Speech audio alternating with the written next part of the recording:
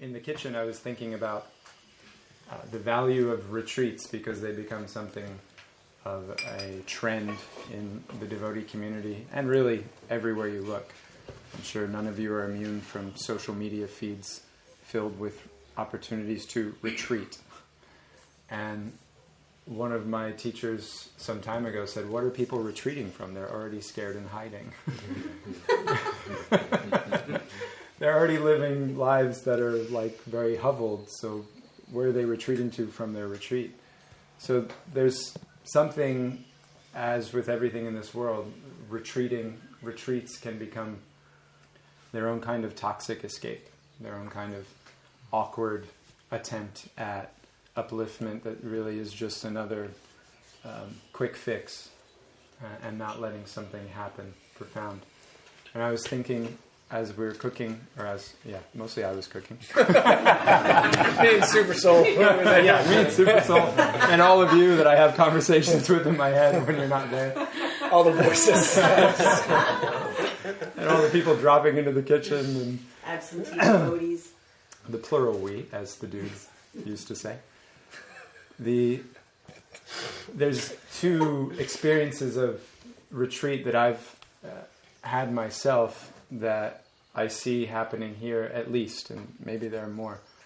But one that I personally see myself moving into and excited about for this weekend is that this retreat is not really a break from my normal life, in the sense that it's very much where I spend my normal life with many of the people that I spend that time with, a few added exceptions, very welcome exceptions.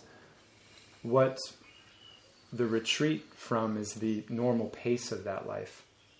And the next few days, for me and maybe others, is an opportunity to enter deeply into space that we don't get to spend together, time that we don't get to invest. Not because we don't want to, but because the pace of everyday life doesn't let us. And that's what I am really looking forward to this weekend myself, is getting that quality time with people that I love dearly and who are around me all the time, that I don't always get to take the time to be with the ways I would like. And in that way, it's a retreat from the normality that keeps us away so often. And then there's another element of really leaving your comfort zone, getting out of the place where you do your everyday and going in with people even that you may not be so familiar with, and connecting and recognizing that potential of human and spiritual existence in everybody that can happen like that. People you've never known, and in seconds you feel like you've spent lifetimes with them in a beautiful way. And thankfully we have a cohort from DC here who came up, and a few other faces which we don't always see all the time. Brajaraj Gopal, all the way up from Atlanta.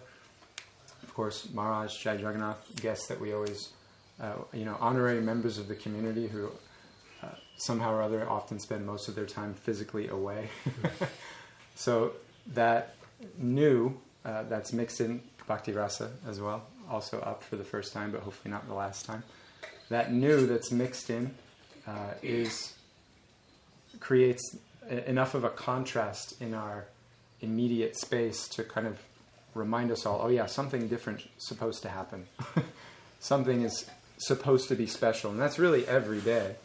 And that's where I see the value of retreating, is to be able to return on Tuesday to the spaces where we normally inhabit with the people that we normally engage with, and to be able to approach them in a way that is more profound, more connected, more aware of the beauty that's potentially always there, but so often I'm tuned out from for a variety of reasons.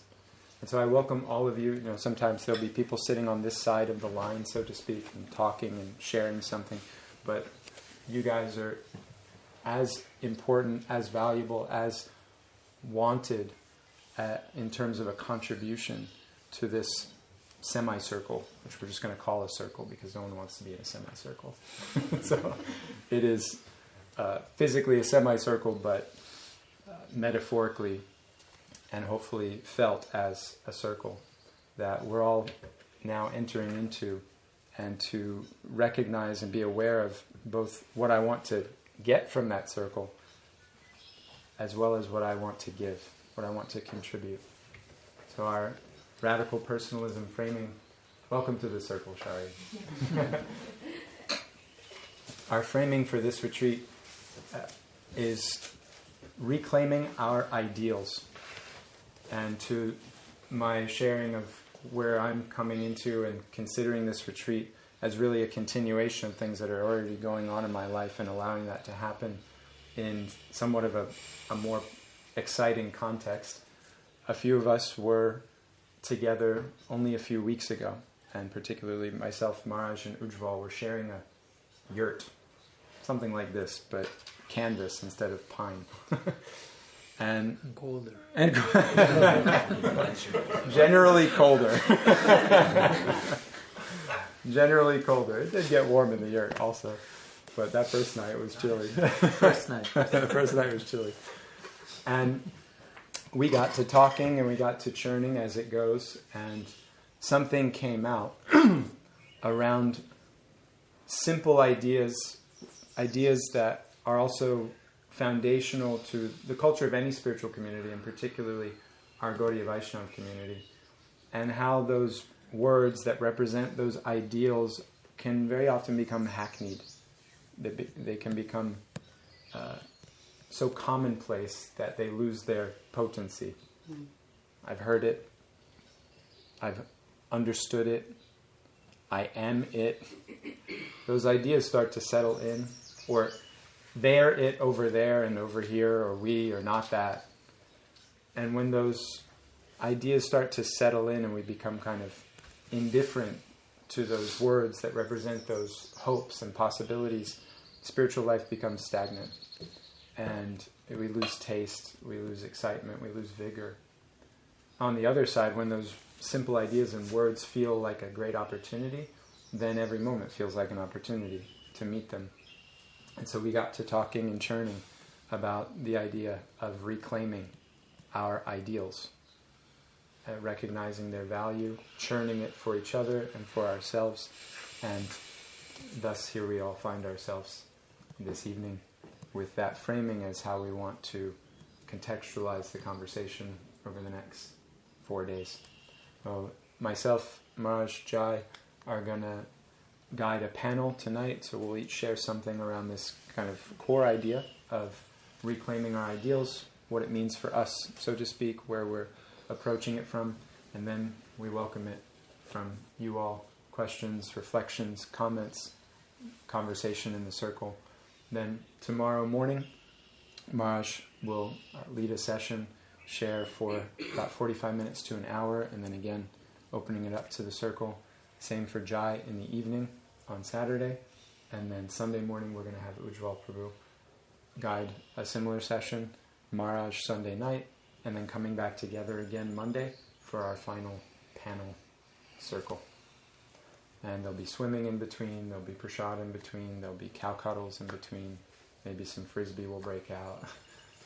It was Shari's idea to have this gathering here in this space. We were thinking about other places to go, and she's like, well, we have our own land. And it's nice out there, and Yashoda's there, and it's very true that we have been blessed in this community by Krishna to be able to take care, to steward a little corner of Mother Bhumi and try to accentuate her beauty and thank her for all the service that she does everywhere else, our little place to say thank you and try to take care of her. And so we've done an okay job of that as a community, but we could do much better. And one of the ways is to be on the land together and to feel the work that's already gone on and the work that could go on to help it be even more of a space that people come to and immediately feel, grace, love, beauty, nature, connection. So thank you, Shari, for inviting us all here. And as you're here, whether you're camping or you're coming back and forth, don't forget that part of the retreat also, to be on the land and to be with the land. We've charted a path around so you can walk. There's a very cute little grove of cottonwoods back there. There's a very charming wheat field that's not ours, but it's fun to stand on the ocean of the shore of wheat and look across at the beautiful glade of trees. And You can go into the cow pastures. None of the cows are going to hurt you. The ones that would are terrified of you, so that they'll leave you alone. And Yashoda, especially, who's the beautiful brown cow, she's very friendly and very approachable. So if you don't know how to approach cows, talk to somebody. We'll be happy to help you do that. Otherwise, approach her just like you would any other cow. Hands out, let her take a sniff first, and then scratch behind the neck. You can offer obeisances too. You can offer obeisances. That's the essence of certainly. Cow service. She'll be happy to see you, and you'll definitely be happy to see her. So be with the land also during the retreat. Let that be part of your break from your normal here at Goloka Premadam. So with that, I'll hand it to Maharaj and let him. I'm recording, but you can call. Yes, recording is already happening. So.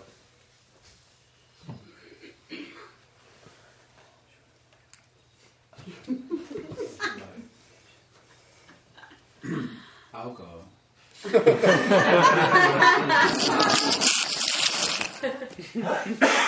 So that I'll be forgotten by then. I didn't know I was going to be here as like a panelist or doing anything. I actually had no plan to come here this time. Oh, come on. Seriously. But Padmanabha Maharaj told me in Arkansas that, hey, I'm doing the retreat this time. I said, oh, great, I'll come and participate in the retreat. This is participation. So I It's a didn't. bait and switch. It's a bait and switch. I'll keep that in Classic mind. bait and switch. Yeah, it's all about reframing the words. So the topic is reclaiming our ideals. You know, the first thing that came up for me was Brahma at the beginning of creation performing tapasya in order to have darshan of the Lord. So according to how you do your practice, then you'll get a certain darshan of God. So in the nature, Krishna says, in accordance with the nature of your approach, I will reciprocate in kind. So if you approach God as Brahman, He will reciprocate to you as impersonal Brahman. If you approach God as an enemy, He will remove your head happily. If you approach God as friend or lover, He becomes a friend or beloved. So one nice verse is there. Tvam bhakti yoga paribhavita hrisaroja ase shrute kshitapata nanunata pungsam. Very beautiful verse. First part of the verse says the Lord comes and takes His seat in the heart that is infused with divine love. Bhakti yoga paribhavita hrisaroja ase. He will take the seat in the heart of one whose heart is infused with love. How did he get a heart that is infused with love? That question comes. Shrute ikshitapata. By the path of first hearing about love, and then after that seeing. Shrute ikshitapata. Prabhupada translates this as the path of seeing through hearing, or seeing through the ears. That's how he translates it. But it means first you hear about the ideal of love, let's say in this context, and then you, inspired by the hearing, you take up some search for love, and then you see it. Shrute ikshitapata. So the path of first hearing, then seeing. So what type of God you see? Ya yadhyata urugaya vibhavayanti tat tat vapu pranayase saranugrahaya. Ya yadhya means according to your meditation.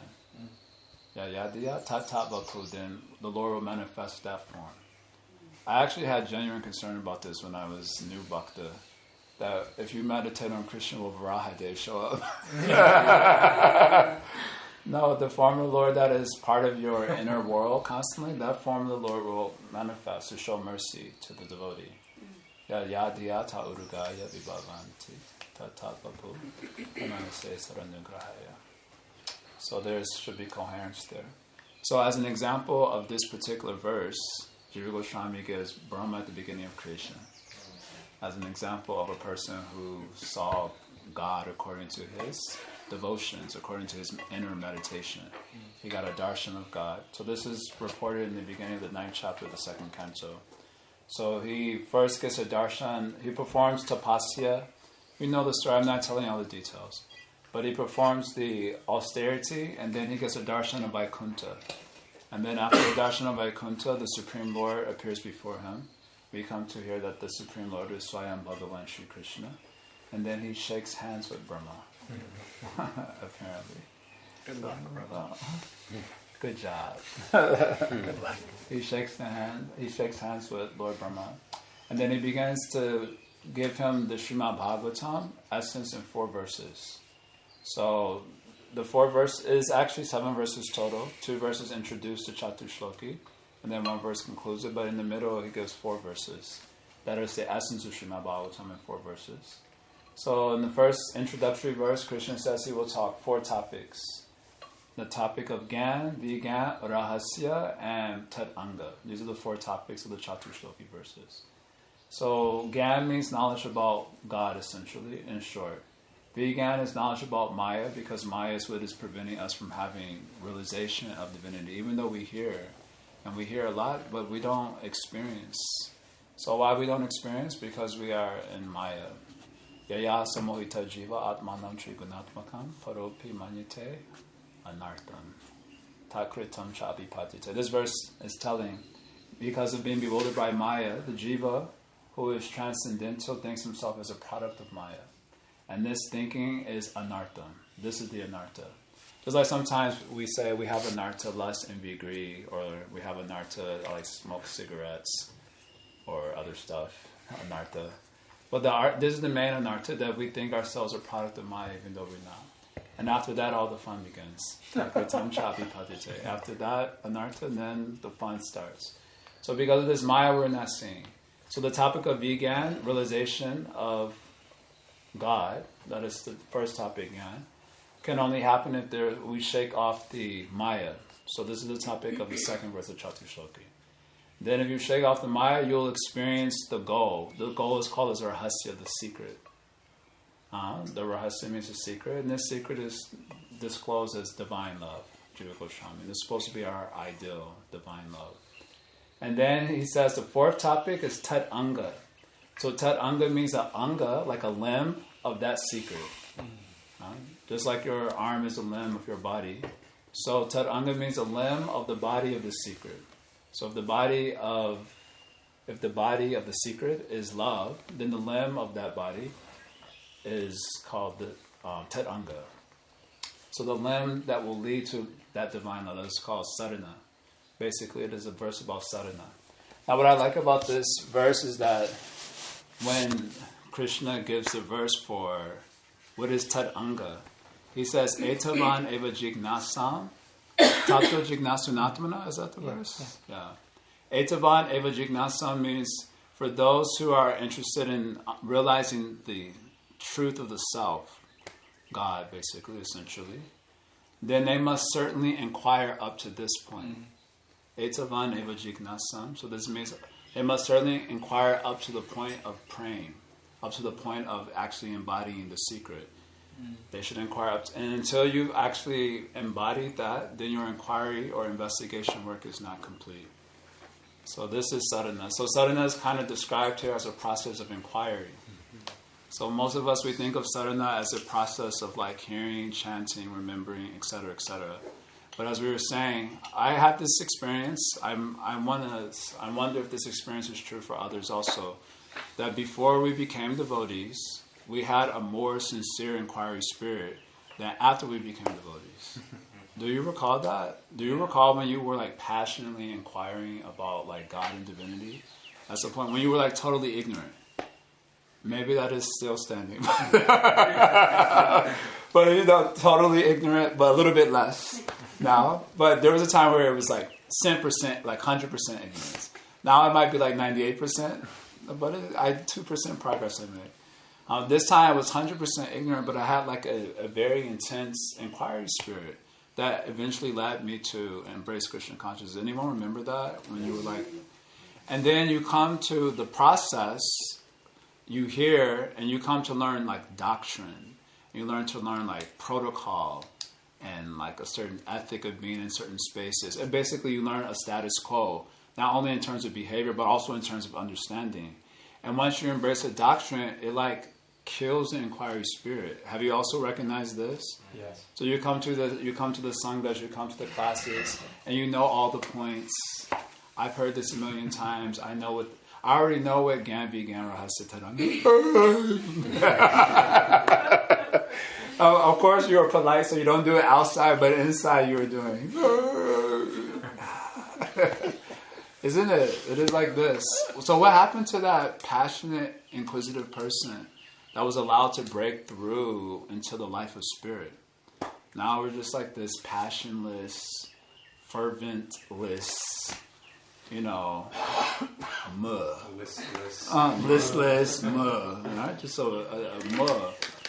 And so basically the basic idea is that spiritual progress stops where inquiry stops. That's what I'm trying to say.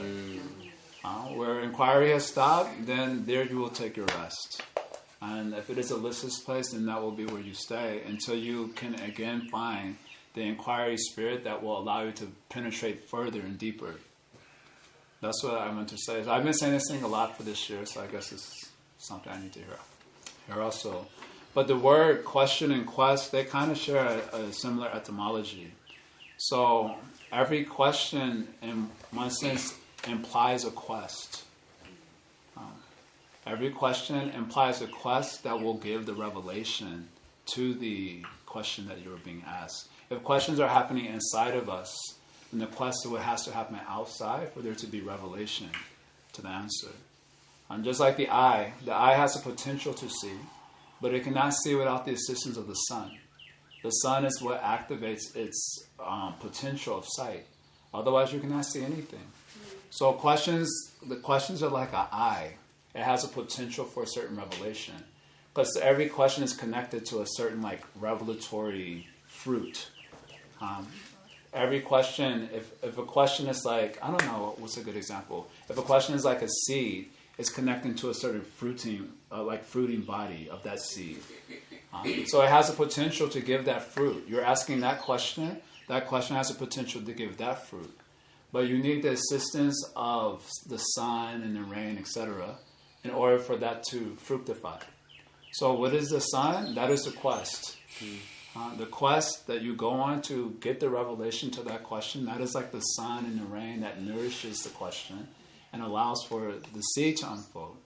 So what I've observed personally, and I think this is true also for others, is that when we were newer, we were prepared to take the quest to the questions that we were asking. In my particular case, I often tell my story where, for me, it was a question about the reality of romantic love.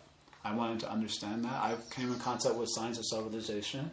Prabhupada said, romantic love in the material world is nonsense. And then he says the thing about you can have romance with God. I was like, what? I was like, it's for real. And so I took a certain quest to understand, to have further revelation. I joined the Hare Krishna movement.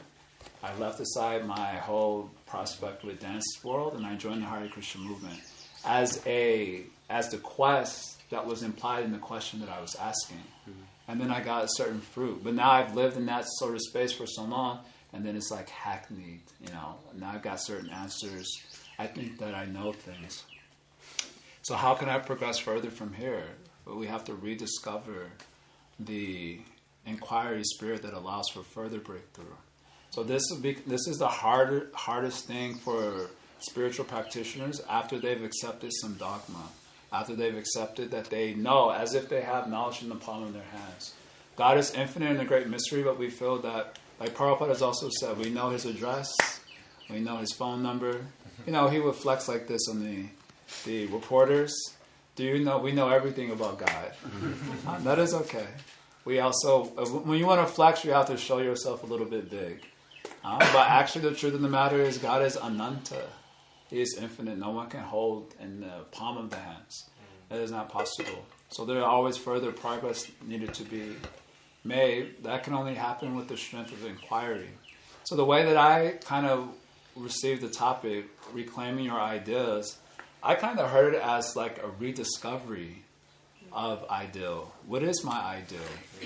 So I had a question, it led to a certain fruit, and that fruit became my ideal. But now as I held the fruit for too long, I've maybe lost appreciation of it, I've lost the sense of its exquisiteness, and so now I have to go on another journey of rediscovering. Just like baseball, this baseball analogy works really well, I promise. But just like baseball, you start at home and you go in a circle and come back to home with a point earned. You don't get a point by staying at home base. Mm-hmm. You get a point by leaving home base and then a return to home. So I feel like spiritual life is something like this. You had the quest in the beginning, the question. You went on a certain quest. It gave a fruit. That fruit became your ideal. Now it has become familiar, hackneyed for whatever reason.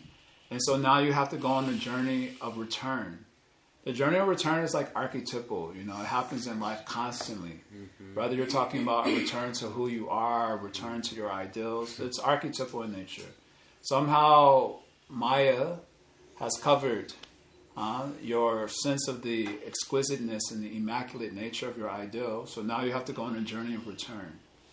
The journey of returns. If you stay at home base, you don't get any point. But if you leave from home and to return to home, then you get a point. You get something earned.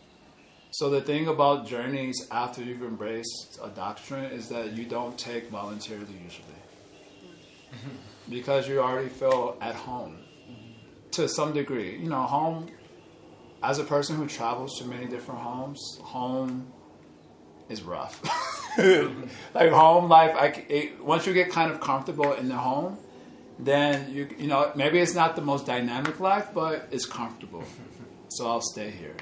Right? This is why Prahlad Maharaj is saying these real heavy things like hitvatma patam griha andukupan. He says heavy things like this because the home is like this. You get so comfortable that it becomes like a fetter that you don't move. And I'm not just talking about external movement. I'm talking about inner movement also. You don't move. It's just comfortable life. So that we all have this problem. So unless we are compelled by, you know, great spirit, by something mysterious that interject into that, then it's hard to leave from home to rediscover those ideals. So Krishna may make some trick. Oh, you are Parikshit Maharaj? You already nicely situated. But you know what? Put that dead snake on homeboy. You know, in the Bhagavatam, when you encounter the story, no, it is like this. This is a story. This is, in fact, a story. It was not told so clearly in Bhagavatam. I'm telling clearly. Bhagavatam doesn't tell clearly. I'm telling it clearly. In the Bhagavatam, when this story is unfolded, the first thing we learn about Parikshit Maharaj is that he's completely sober, dhira, and not disturbed by the material senses. The Bhagavatam first tells us that, and right after telling us that, he got disturbed by hunger and thirst. Wait, what's going on? You just said homeboy is beyond this. Right after telling us this, he gets disturbed by hunger and thirst. Then he puts the snake on homeboy. Then after he does it, he's like, what have I done? He also was confused. What have I done? It is like this verse, Aham veti shuko veti, vyasa veti na veti va, bhaktya bhagavatam graham, na, what is it? Na budaya chatikaya, I think, some of these verses like this. This verse is saying, this is spoken by Lord Shiva. He says, I know Srimad Bhagavatam. Shukadeva Goswami, he also knows Srimad Bhagavatam. Vyasa may know Bhagavatam, he may not know. How he can know or not know? He wrote the Bhagavatam. How can he not know the Bhagavatam? And so Srila Sridhar Maharaj, Prabhupada's godbrother, he said because Vyasa is just a conduit. So divinity just coming through him. So he also becomes astonished by what's coming out. That's the answer he gives. So it's something like this with Parikshit Maharaj. He didn't know what he was doing. After he does it, he goes home and says, what's going on? What have I done? So I'm telling clearly what happened. Krishna was like, put that snake on, boy. Bhagavatam left that part out. So I'm telling clearly now. He got inspired by some mysterious force to do it. That's what I'm saying. That's the point I'm making. And then he had to leave from home, so to speak, and go on his journey of return. And it's very beautiful. Then the Bhagavatam gets manifest and so on. The story goes on. So that's what I'm saying. You have to go on. Krishna, as a very mysterious force, has to enter into your life in the form of questions that vex your spirit and force you on the journey of return. So what that generally tends to look like is, or what it may look like, it can look like anything actually. But what I'm kind of coming to appreciate in our Sangha, what it can tend to look like is like a disaffection from all the people and ideals that you were accustomed to. It can look like feeling alienated like, oh, are these even my people? And people practically do it also. They alienate. They live in communities, they don't come. So that's probably because some mysterious force is now pushing their hand. Now you have to go on a journey of return. Or sometimes they draw the circle like this, like a descent thing. You kind of like fall away a little bit so that you can burn. Those questions can burn and vex your spirit so that you, again, are reinvigorated by that burning sensation to like really inquire in truth and go on the quest. So this is how I'm kind of receiving the return to our ideals thing, or reclaiming our ideals. First, the basic elements is that you need questions, the inquiry and the quest implied. That is the main thing, because that thing rarely comes by our own inspiration. So God working in your life will come in the way that it comes up for you. Are these my people? Is this my philosophy? Is God a person? Do I believe in a personal God? All these, I've heard these questions I just said. I've heard from my friends in the last 6 months. All these questions. Is this my? Am I an impersonalist? Now they're all on their journeys of return, basically. So these are the basic elements that maybe I'll try to unfold the best I can. Maybe all I did was this is all I can do for the rest of the retreat. So I apologize, but I think it would be a cool exercise maybe when I get to do my thing tomorrow, that we kind of like trace out the sort of questions that got us to make progress, and we examine where that space is now.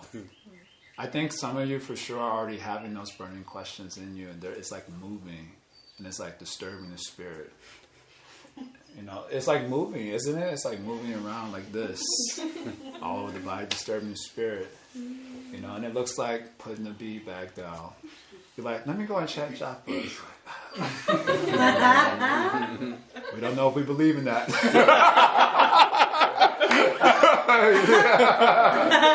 It does. It's moving. It's disturbing. You have to take the quest to see where that's going, so that you can see what is your ideal. You're also rediscovering it for yourself. That's how I'm hearing this topic. So I'll try to unpack these sorts of things in the course of my time here. Sorry for speaking so much, but this came out. Oh. I did Mangocharan at the beginning.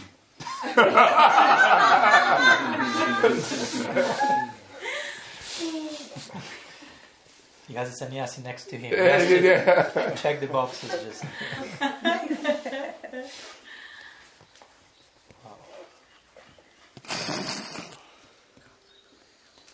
In one sense, the blessing and the curse, if you will, of talking at the end of these two giants, so to say, is like in one sense that all that I was thinking about sharing is completely shattered, and now I just want to talk about what they talked about. So that's a blessing. Ultimately, there is no curse at all. But so I'd like just to share a few words in terms of what came from Deva Madhava and Jaya Jagannatha. There's so much to unpack there. Incredible. Where to start?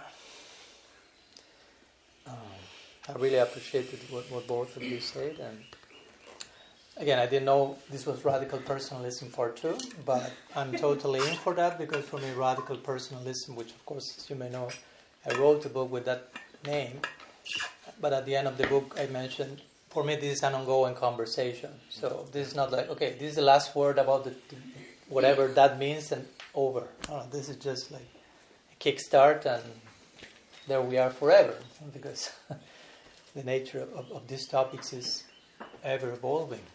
We can never stop talking about this, stop reflecting, stop inquiring, because the nature of the subject matter is infinity itself.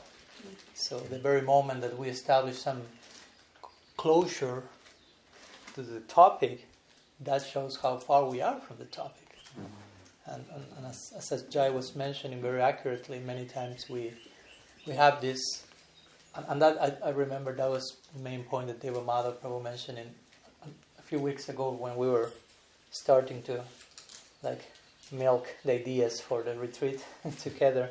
It's like I'll ask you, well, what would you like for us to talk about? Something that in regarding to continually keeping our spirit of students forever and always learning and always open to wonder and always remaining in that space of inquiry, passionate inquiry. So now Jai is quoting, of course, this beautiful verse from the Bhagavatam, talking about inquiry, sarvatra, sarvada. Also that verse says, in every place, in every direction. It sounds like a little bit neurotic, but actually it's showing the Parikshit means that, basically, right? Parikshit is the main co-figure of the Bhagavatam, and that means he has his eyes in every possible direction, inquiring, no? The inquirer, basically. He's like the archetypal figure of the inquirer. And we are supposed to become that also, right? It's not just, okay, he has 7 days to live, how will I figure out if I have 7 days to live? It's not so much from that place, but more from which place he's presenting his inquiry. And this last month I started to study the Bhagavatam again and again. There's Nityam Bhagavata Sevaya, now and again. And something that really struck me, I'm just on the 3rd canto now, but I found like every time that a new session of the Bhagavatam begins, whether it is Parikshit, Sukadev, Sutta Goswami, sages of Naimisharanya, Krishna, Brahman, Narada, Vyasa, all of the sessions, mostly Maitreya, Vidura, some inquiries presented, and then before the answer comes the glorification of the inquiry from the speaker. And many verses say that the speaker became infused by those questions, and he, at one point he said pratipuja, he kind of honored and worshipped the questions. And for me it's not so much, I'm okay, you presented a very smart inquiry, congratulations. No, but it's more like honoring this spirit of openness and disclosure and students forever, and the Bhagavatam is establishing that particular point every single session. Again, we have to have the eyes to see those things repeating themselves over and over again. And I happen to be writing now another book after radical personalism, and interestingly the book is quite connected to what we are talking, because it deals with the idea that in one sense everything is ever evolving, right? So the nature of divine love is in constant growth and expansion. Therefore Krishna, who is God in love, or love himself, Raso Vaisaha, he is Rasa, he is love. He's ever evolving. He's not a fixed substance that we someday can bring to closure, define fully, put all the corresponding labels, and okay, I have Krishna in my pocket. He's on the move. So love is on the move, Krishna is on the move. Our potential in connection to them must be on the move. Cannot be like a fixed point of certainty. Like Jai was mentioning in the beginning, we have this passionate inquiry, spirit of inquiry, and then status quo started to show up, dogma started to appear, all the correct answer, what to do, what not to do, the do's and don'ts were given to us. So I'm a pure devotee, I'm chanting my 16 rounds, following the 4 regs, Goloka, there we go, in this lifetime. Something like that. And we develop this false sense of, toxic sense of certainty, I will say. And as we talk, I remember our last retreat, we actually defined faith in the exact opposite way. Faith, the opposite of faith is certainty. And generally say the opposite of faith is doubt. No. The opposite of faith is certainty. Doubt has a big, powerful role in nourishing faith. Inquiry, passionate inquiry means I have doubts, I have questions, and there's place for them to nourish my faith journey. So the faith journey doesn't mean I'm advancing in Krishna-bhakti, means I have more and more answers and more certainties. Probably not. But I mean, you have more and more certainties in a substantial sense, but that brings forth new questions. Not that you are doubting the integrity of the path, but you have questions about how to honor the integrity of the path that is so certain. And those questions will remain probably forever in different degrees. It's not that in the spiritual world there are no questions of another type, but there are questions. There's inquiry, there's passionate inquiry. Probably at that point is the inquiry is, where is Krishna? I'm just dying in separation. How can I bring Radha and Krishna together? But still there's some inquiry, and that's very passionate, I must tell you. But we will reach the ultimate realm of passionate inquiry, being on some way passionate ourselves in our inquiry. Because, again, as Jai was mentioning very nicely with the word statu quo, and the other day I was reading a book from a friend of mine. She's a Franciscan nun, theologian and scientist, very interesting person, and she would say, God is more interested in adventure than in preserving the statu quo. I was like, okay. God is more interested in adventure than he is in preserving the statu quo. He comes to disrupt the statu quo if you are sincere.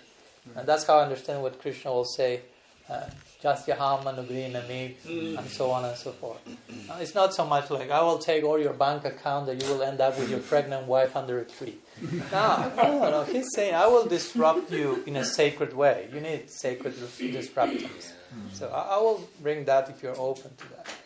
So, and one of the names of Krishna is Urukrama, as we were talking the other day, Urukrama, which means the great adventurer. He who makes very bold steps. Urukrama. Krama means like steps, no? And Uru means like bold and big steps. No? He likes adventure. So that's our God, no? Just for you to know. We want to relate with someone who is the king of adventure. So you cannot go to him with a golden plate of statu quo. No. And beg him, please be less adventurer, please. No, this is disrupting my comfort, my home. And Krishna say, no, that's not home. No, that's not home. That's not the home I want you to. As Jai was very beautifully depicting the hero's journey in baseball-like terms, I appreciated the cultural sensibility here in the US. If you come to South America, you have to find some other example. Nobody knows what baseball is there. We'll find you have to cross the center line to get to the goal. Yeah. We'll find someone. But yeah, I totally appreciate this archetype that is found in any tradition of departure from the familiar and initiation into the mystery and the return with your gift as a transformed person. And for me, going back to what Deva Madhava was saying also in terms of what a retreat for me a retreat in one sense is part of that journey. Kind of, we were at home a few hours ago, now we are coming outside of the familiar. It starts to become maybe unsettling, especially for the weird things that these three guys are saying. but it's part of the experience of rediscovery, and eventually we will return home, hopefully transformed. I mean, if we are open, we have to have this unconditional faith that there will be transformation. There cannot not be, because that's the nature of sincere gathering. There is so much empowering there. So Deva Madhava was talking about retreat, and for me also retreat, I was hearing him and thinking, sometimes I give this example with the notion of detachment, because sometimes we take detachment as indifference or like refusal, rejection, but no, detachment is just take enough distance from something so we can understand that from what it is, and you can return to it with transformed vision. It's not so much like detachment, that's bad. No, that's evasiveness, spiritual bypassing, and cowardice, you say, like just running away from stuff, as Deva Madhava was saying. We are hiding and running so much, so more retreats for running further.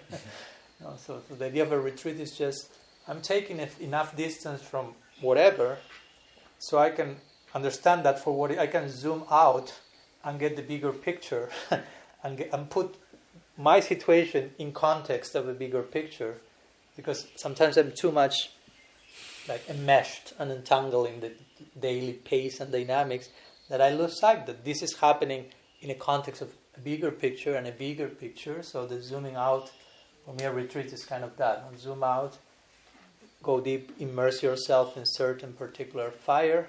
As Brahma did, tapas means fire. That's the first word of creation. Interesting. Fire. That sets the tone for the whole cosmic unfolding. Welcome to the show. Here's a little hint. Yeah. This is all about fire. Brahma, he heard fire, and what he did, he closed his eyes and did introspection, basically. That's what fire meant to him, interestingly, right? So, tapas, self-study. Interestingly, in our tradition, Jai was quoting Shastra, and we were talking about, sometimes we go to Shastra and educate ourselves and feel inspiration and clarity, but sometimes the word for scriptural study is Swadhyaya. And Swadhyaya, technically speaking, means meditating on yourself. Swadhyaya. In other words, it's introspection. So that's the actual purpose of open the book. It has to, whatever content is there has to be reflected in a way that takes you to a certain fire. And again, this fire is outside of the familiar. It's part of leaving the known land and entering the mystery. You were talking about Prem as Rahasya. No? And in order to attain that Parama Rahasya, Parama Guhyam, that is love, we have to start to inhabit some form of mystery, some form of unknown. We have to start to develop some taste to coexist with what we cannot grasp and control and fully understand. So, and again, that for me has to do with keeping this spirit of being a student and having questions and saying, I don't know. I'm being okay with that. No? We are not here to bring closure, but to promote disclosure. No? Too much closure becomes like suffocating. No? It's like, you can become an addiction. You can become a certainty junkie, so to say. No? Let's bring closure to everything. No? All the answers, everything is clear, everything is in place, all in order. No more chaos to disrupt the structure.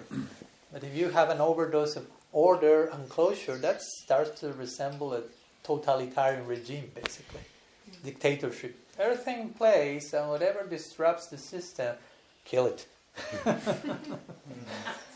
So that's not what we want. We want a balance of, as we will be talking, and probably Ujjwal Prabhu will share something these days, and this bipolarity that we need to invoke. Not only one unipolarity, not only one way of doing things, but break the normal and disrupt in a sacred way. So, yeah, some thoughts that came to my mind in connection to reclaiming our ideals. Just what comes to my mind. For me, the word reclaiming sounds like very empowering to me. It's kind of the opposite of something disempowering, like reclaiming, recovering. Not something that is lost. It's not something that you lost all your ideals, so you're coming to this retreat and we'll give you back to you, then back to you. It's not about that. It's just in case I'm clarifying. Don't come with over expectations, over idealization. But this is even better, which is the nature of the ideals are such that you can always reclaim them because there's so much to continue draw from them. That's the daily reclaiming. That's the daily renewal and rediscovery. The nature of the ideals we have received are of such nature that you can never stop reclaiming them. You can always own them more and more. No, it's like the other day, Srimad Chaturdasi was coincided with my sannyas anniversary, whatever that means, but 15 years of that. And I was thinking that day, like, okay, I accepted sannyas when I was 28, not the most recommended age, just in case. But somehow I survived. Here I am. But I was thinking I was a very different person 15 years ago. I was a very different person last year. I would speak 15 years ago. I took sannyas from a very different place than from the place I'm continuing to as a sannyasi. So my point is, I continue renewing my vows on a yearly basis, weekly basis, daily basis. So in the same way that not only me as a sannyasi, but each of us have our own vows and commitments, have to renew our vows for them to remain relevant and real and alive. For me, reclaiming our ideals is something like that. Reclaim your ideas is renew your vows, like renew your commitment. But from a natural way, like renew your commitment, sign here, align with the affiliate with, exactly. But what we have a commitment, as I like to say, we have a commitment to our potential. I like to put it that way. We have a potential. We didn't know we had such a bright potential. We get to know something like Krishna consciousness, and we are informed about the beautiful potential of the soul in transcendence, and that's such an astonishing idea. So we receive that information and that prospect of transformation. So that's our potential. Now that I know that potential, I have a commitment to that potential. Not to go neurotic, like, I'm not there yet, I'm not there yet. Because again, the potential is ever evolving. So in one sense, you will never be there. That for me is also an important point. It's not like being there means reach a point and that's game over. You can always be more there. So better take it like that, like I'll never be there. So the nature of the potential that we are given is endless, and we have a commitment to that call. And the nature of the commitment is I want to commit myself to on a daily basis, trying to put. Nowadays you don't use F5 anymore, right? In the computer, what's the update, refresh button? I'm too old school, sorry. So there was a button in the computer that was like refresh, update, and we are updating all day long our apps in the cell phone because if not, they don't remain operative. Yes. So the same applies to our life and ideas. I mean, if you don't update and upgrade them, they become, as you say, stagnant. Externally, we keep doing all the protocol is there, all the etiquette is there, the do's and don'ts in place, but the living, what's going on inside? No? What's the living current? What's the live wire? How much vibrant the whole thing is? So yeah, I'm very happy to be with you these days because, I mean, I also need this type of immersions that I keep traveling around the world. Doesn't mean that every single moment I'm in this type of situations. So I personally look forward to moments of retreat and immersion and intense focus and openness for disclosure, for bewilderment, for astonishment, for reclaiming the wonder of Krishna consciousness and keeping ourselves, like showing affection to each other by keeping ourselves in a humble place of wonder forever and not taking Krishna consciousness for granted ever. No, never concluding, I know what it is. No? But keeping open the mystery and understanding that's faith. No? Faith is being patient with mystery. No? Coexisting with mystery, being okay with that, enjoying that that coexistence, and so much will unfold from that. So, anyhow, I could go on, and this is the fault of these two, that they have shown through so many seats, and that's the idea basically. So, thank you so much, and for being here all with us. And again, as Deva Madhava also said, it's not a 3-guy show or a 4-guy show. It's all of us participation. So we have some time if someone would like to share, or what's the plan now? Or you would like to share something else? I would like to share in the conversation. What is the time? Let's just check to be 7:05. Okay, great. So we're right on for being able to have the second half be a nice respiration. Gopi, and then Ananda. Really grateful, firstly, just to be here. I feel, just beautiful. I've been listening to Maharaj for some time. It's my first time to be able to meet you, so I'm really grateful to be in your presence. I guess really for all three of you, especially with Jaya Jagannatha and Maharaj, I feel like this reclaiming of identity or idealism, ideals. There's the quest, but then there's also what I'm struggling with is you have that quest in the beginning and you hear the answers, but the practical application according to time and its changes and circumstances I haven't felt in the meeting of those, the powerful questions have maybe answered in words, but maybe not so much in application and living those ideals. And that's where I feel like a lot of my ideals have just gotten crushed. Of like, yes, the answers are there. Every time I read the Bhagavad Gita, it's there. But I can't find the living, ever-evolving experience of those ideals. And that's where I feel very, the question would be, I don't know if I can reclaim what does it mean to reclaim my ideals when I can't feel the living example in front of me, or to show, or what does it mean to live this X, Y, and Z, this philosophy that is so rich and so layered in how it's applied. And I feel this deep pain and sadness after so many years of practicing, of like, I don't know how to reclaim that. I feel really lost because of the disappointment, I have the quest, but I'm trying to find the application of the quest in reality. So I'm wondering if both of you can share your wisdom on that. Whatever. I was remembering the same verse that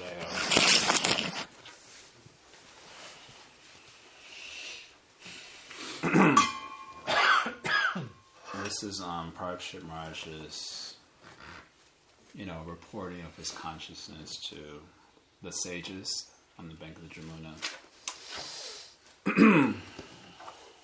So he said, I'm just going to read it. Where are you? This is the first canto, chapter 19, verse number 14.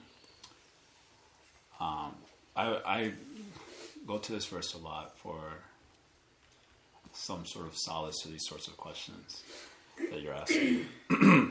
I'll read it first. So the Supreme Personality of Godhead, the controller of both the transcendental and mundane worlds, has graciously overtaken me in the form of a Brahmana's curse. Due to my being too much attached to family life,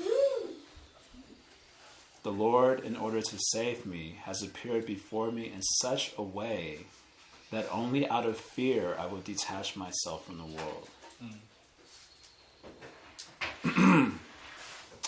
The way that I hear this verse or receive this verse is that, we don't have any of our own personal strength to live out a lot of the ideals, especially these very high, very abstract, very lofty ideals. If I have to live out on our personal strength, forget it. There ain't no question. So the Lord has to come in such a way that he forces out like a vitality in us that allows that to happen. That can come, of course, in the form of song and so on, but I want to particularly focus on God, mystery, coming in such a way that forces a vitality out of us so that we can discover a strength that we didn't know that we had. Basically, when we're at home base, we don't realize our potential. There are all this like seeds that remain to be sort of watered, and we don't realize the strength that we have. And then something happens.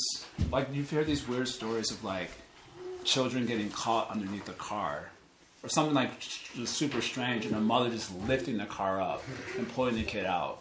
Like something that would be normally impossible, but a circumstance brought out a vitality that even the mother didn't know she had. That's a crude example, but there are examples of such cases. So, Parikshit Maharaj, God has come before me in the form of a curse for a Brahmin boy, and that's forcing out a sort of surrender. He's saying in his humility, out of fear of breaking an attachment, if only out of fear now I'm able to break it, because God has come in this form and forced out a vitality in me. So I feel like with these sorts of questions, and that's why I was trying to make this point. It was a little subtle, but I was trying to make the point that the process of the journey of return, like leaving home base, we have to kind of be compelled by mystery. That's what I was trying to say. It's something that pushes us and forces out a vitality in us. And I guess what I'm saying to that is that we should be prepared to receive that. Mm-hmm. If that's the question that's like moving in our heart, then we should be prepared to receive that push in the form of something that's unexpected, that's going to oblige like a vitality. But it almost feels the pain of the family, the home is pushing me out of the home. It's really in the home that I feel the pain and the hurt and the letdown, that I just feel like I don't really identify anymore. I'm being pushed out of something that I do identify with in its Siddhanta, but not in its like embodiment of its quote family. So and there's a sense of just lostness in it. Welcome. That's very beautiful.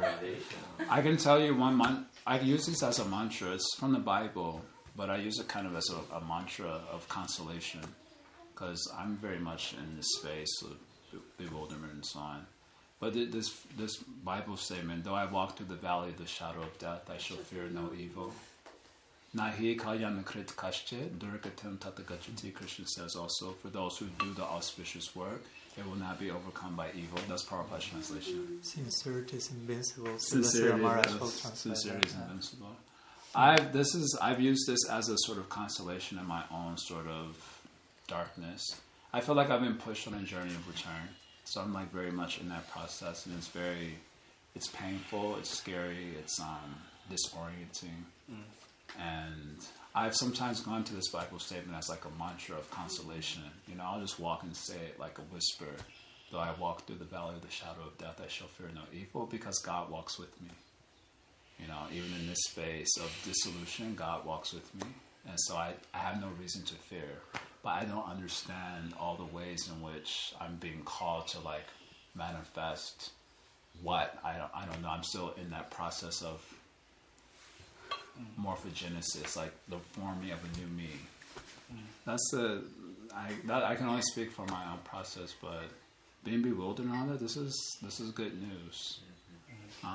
If certainty is the enemy of faith, then this is all good news. But now, how to stay held in that space without like totally disintegrating. So that's my sort of process with that. I know. Yeah, what comes to my mind is that, first of all, pleasure to meet you in person. And pleasure to meet you in person, first impression, you being totally vulnerable and open about your inner experience. So that's a great introduction. Thank you. And I would say that's the beginning of I don't know if the answer, but the healing, let's put it like that. The fact that one can openly express one's bewilderment in a safe space, that's in itself so crucial for creating eventual healing and whatever needs to be clarified. I was thinking when Jai was mentioning this verse from the Bhagavatam, one came this other line from the scripture, Atiti Deva Madhava, which is sometimes interpreted in India more like, okay, you have to treat an uninvited guest as if it's God himself. So it's more like a protocol, social protocol. Someone comes, knocks your door, the neighbor, oh, sit down, please, you want a tea. But the ultimate implication is you have to treat an uninvited guest as if it's God himself. What if the uninvited guest is God himself?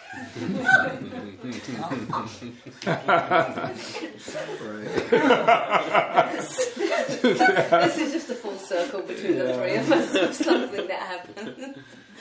I was not informed of anything. First time I'm meeting the three of you, I think, right?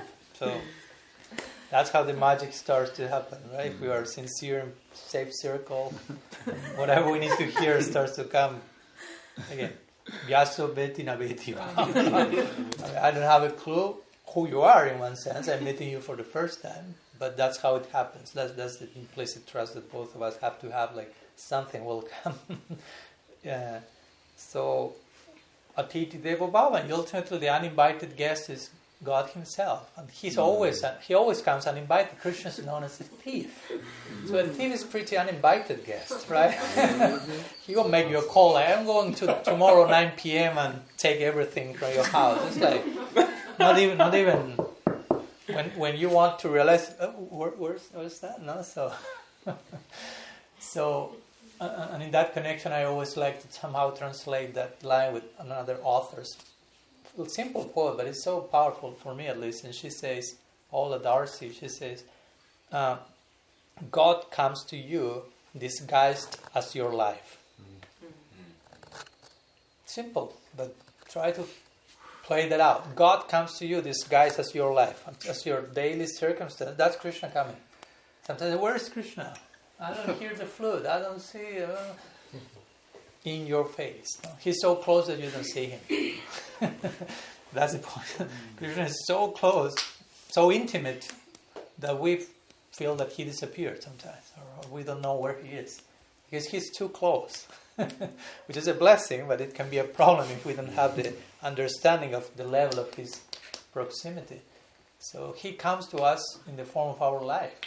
I mean, we shouldn't. That's like a rule of thumb, no? Like in our tradition, whatever is happening, and again, it sounds simple, and it can even be said in a dogmatic way or in a like canceling way. But whatever is happening in your life is for some particular reason, and that's Krishna coming to your life. Not necessarily how you are reacting to that, but what's coming that clearly may be beyond your control. Because of course, some things are coming. I don't know, the toilet broke. It's in your control to repair, or your child is below the car. It's in your control to be superwoman and raise the car, as Jaya Jagannatha say.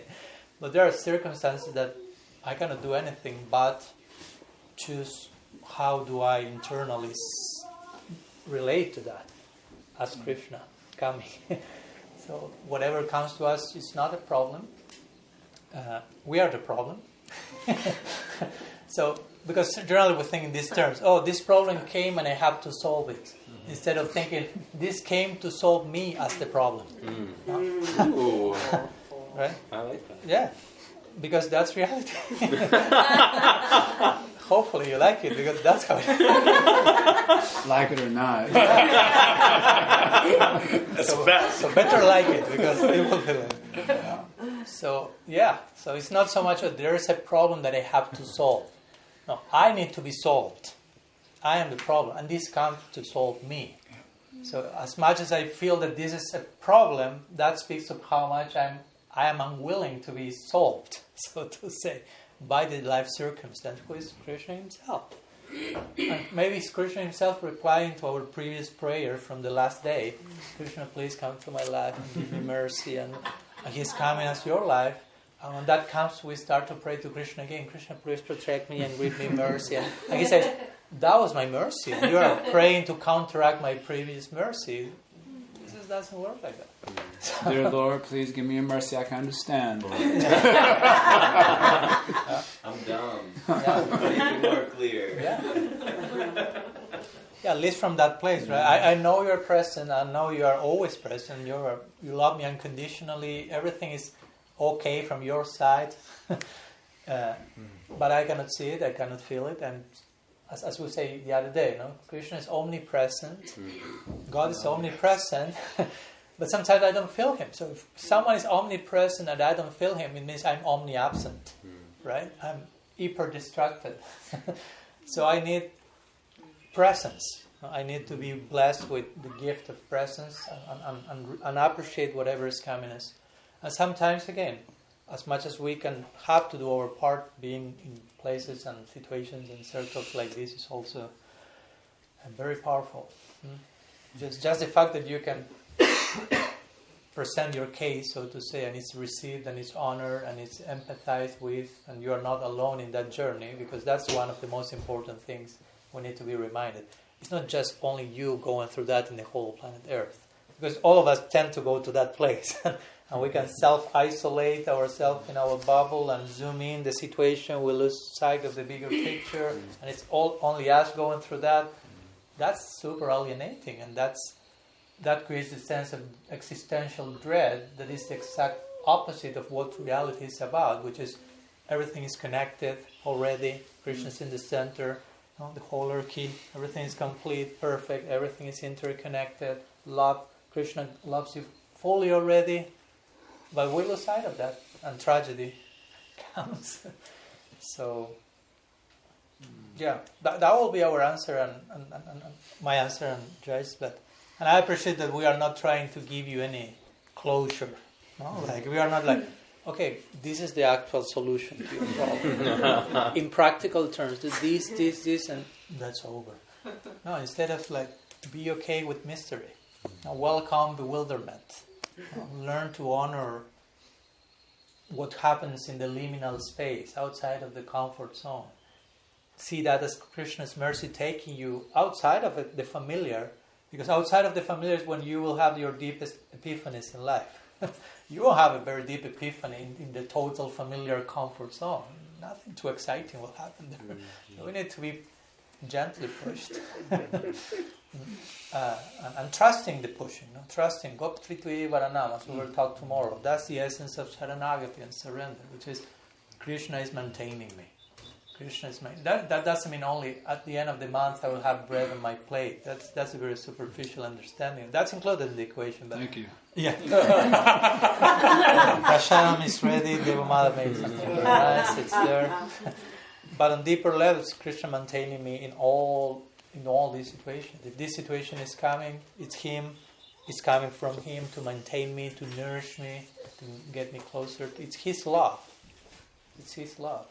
And sometimes we don't get love. We don't understand love. we all have over-idealized love in a very limited way. So when real love knocks our door, we're just terrified, running for Krishna, for praying for, again, mercy.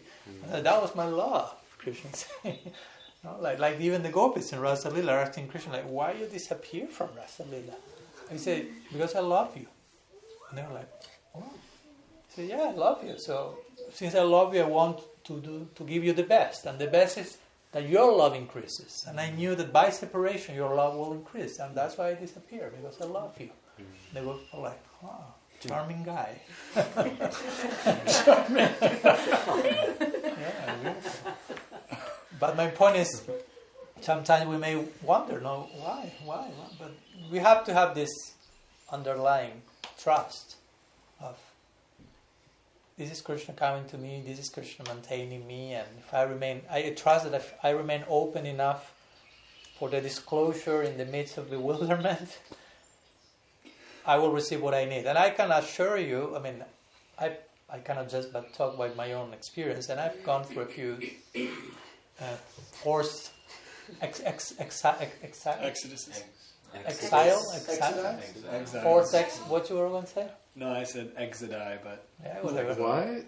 Plural That's really a word? No, I was just speculating. Exile, Exodus. Octopus, why not? So yeah, my point is that that's part of this type of retreats also, just for you to know. They'll make fun of you. So yeah, going through those exiles, I can always guarantee you 108%. Every time you are kicked out of that comfort zone and thrown into the unknown, if one remains for grace relatively open, trusting something is happening here, at the end of the day you are receiving the most powerful and deep teachings and impressions and foundation and shelter and confirmations.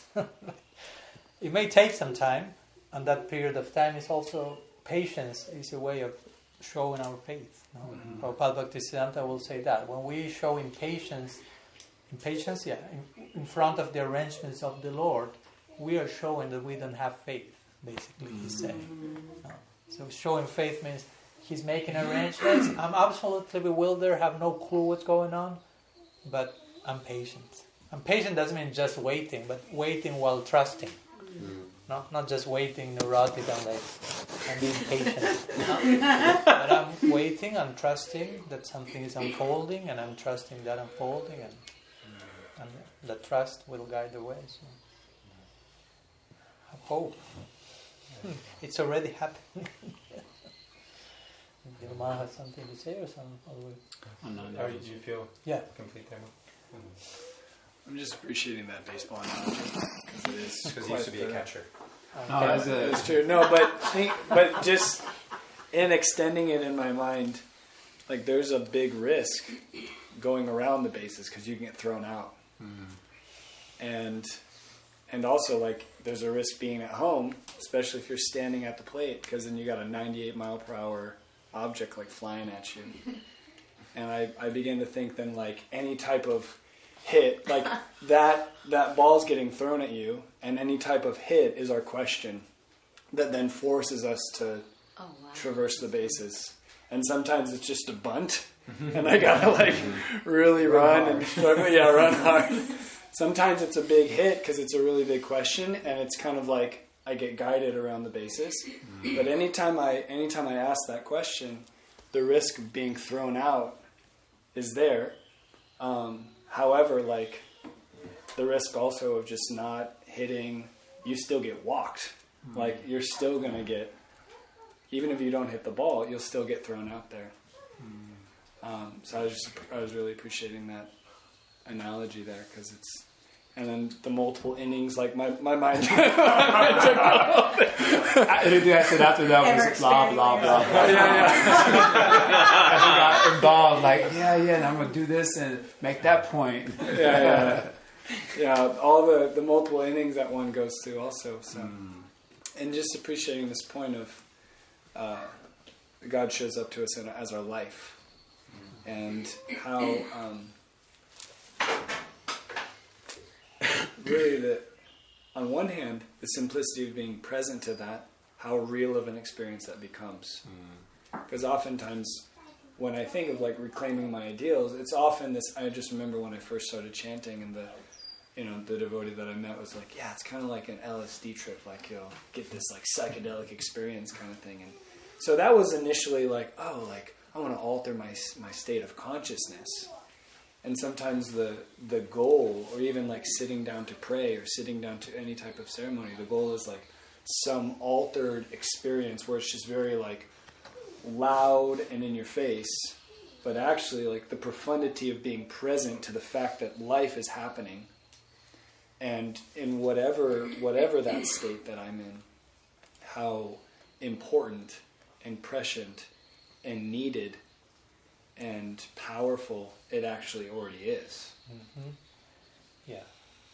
We were talking the other day with Bhaktaras and Sumati in North Carolina. We did for Ekadasi some special kirtan, like for 5 hours, and in the middle of the forest and some fire. So we crafted some sacred space, so to say, but the conclusion was we are crafting this sacred space to be reminded that every space is sacred. But unless we do that crafting, we lose awareness of that. So we need to force some crafting, so to say, of space of presence. That's my point. In that sacred space, your presence is more clearly invited to enter the space, and then you have that glimpse of, everything is safe. Everything is there if I am there again. So I just thought about that point, that sometimes we, like this retreat, is some form of crafting sacred space and sacred time to be present in a certain way. But hopefully the fruit in returning home is every space and every time is actually sacred. I may need to craft that quite often to remind myself, but at least keep that idea. All space, all time is sacred as long as I learn to be present. The Bhagavatam will call it Shakshitva, or witnesshood. Like entering to that space of pure contemplation without projecting biases and assumptions and filtering reality with my own samskars, but just allowing reality to be. Some comment on that. Thank you. Well, this one, Maharaj, was... Nice to see you again.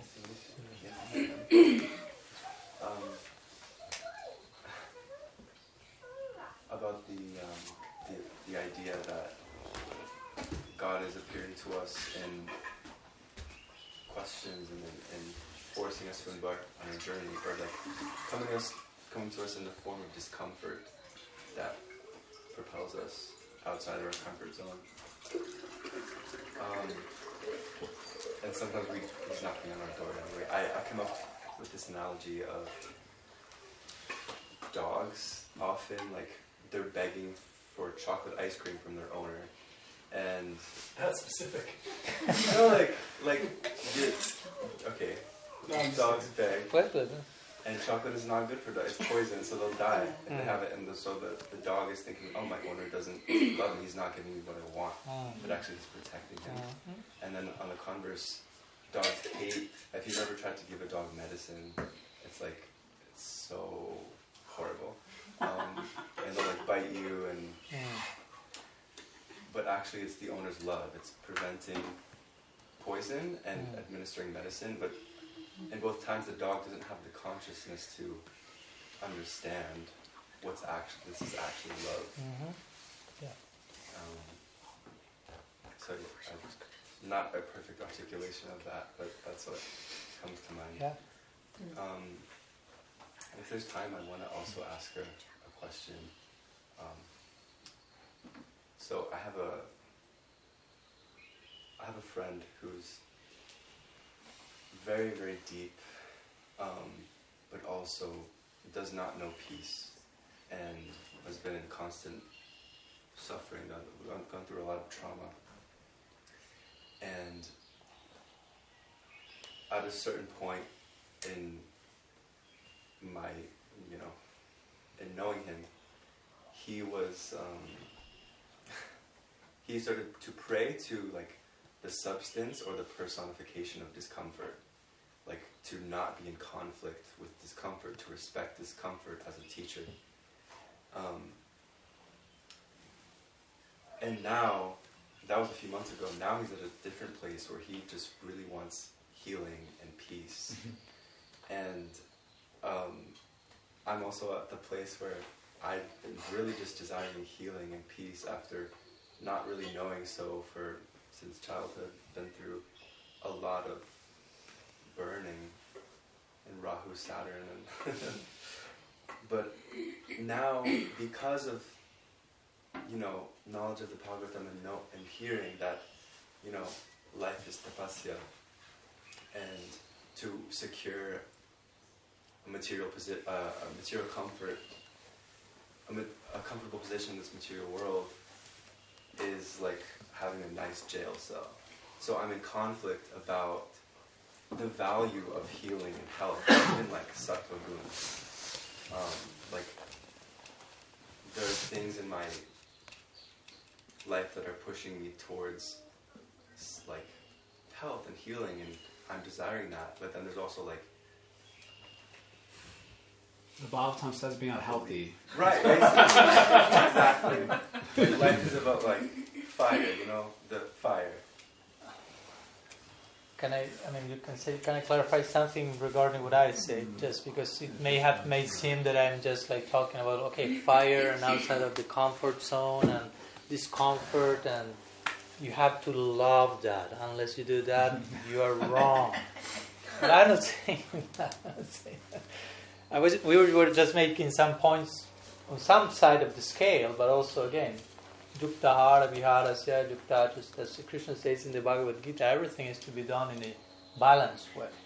And what's balanced for one person is not the same thing that for other person, or even for the same person in different stages. So there's not like one way of doing it, but I'm not against healing or paying attention to your health. I mean, I do that myself, but there's a way to do that in a balanced way that is not just my absolute objective and becomes a distraction for something else, or an evasive mechanism to not work on other forms of healing that I also need. But just to make clear that I personally am not the type of person or sannyasi who will be like, no, it's all bad, reject, bad, tapasya, fire, suffering. Like masochists or something, right? No, I mean, but there's a need of that also, right? I mean, chaos and order, as we were talking. Too much order, suffocated. Too much chaos is too much also. I mean, it's a nightmare. So enough to keep ourselves challenged in a healthy way on a daily basis. And again, there are periods in life where we will need less disruption and more like, as you will say, I think Narcans or something, like I will take some chips and sit for a while and like, give me a break for a moment. And sometimes you will be thrown into the fire with chips included. So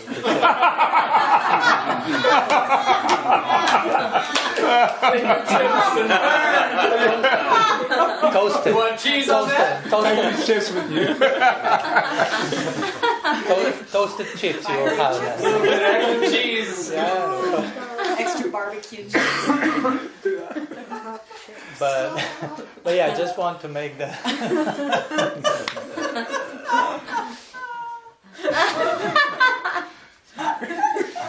The imagery was very rich in that.